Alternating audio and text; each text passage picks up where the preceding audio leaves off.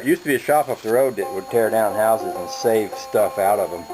And I bought this molding, which is pretty wide. It's 1 inch thick and it's highly ornate. It has these little doohickeys that go at the top like that, and has one that goes down at the bottom, which is just a bit square down at the bottom. And I'm going to be putting these on up by the bathroom door. This is the one that came from down in the living room, and I don't have room to mount one on this guest room door, but I've got room to mount it over here on the bathroom door.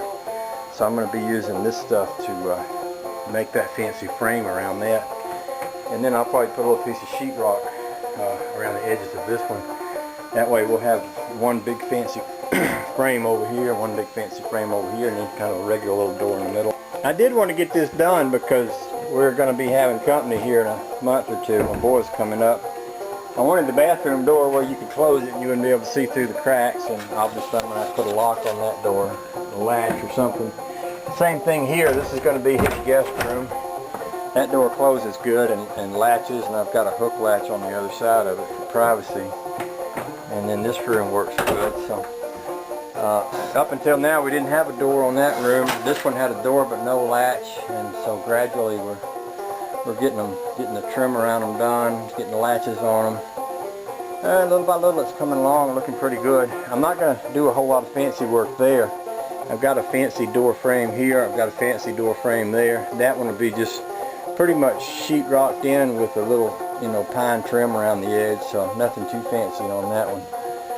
But all the doors are up and working, and yeah, it's going to make it a lot easier to get everything where it's you can be up here and have some privacy. That's going to be important when we have guests. There is one thing I have to change. I originally planned for this door to open this way, so I put the light switch over here. Well, baby says she wants it to open this way because she wants me to build her some kind of shelves over here, so I have to move that light switch. I at first thought maybe I'd stick it right here. I don't have a lot of space, but I could probably get a light switch in there. And we also thought about, she said, well, maybe over here, but I hadn't quite decided.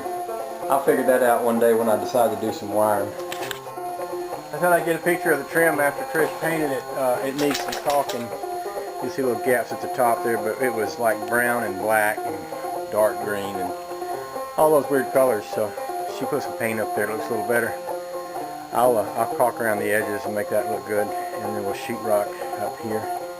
And little by little it's coming along, I think, real nice.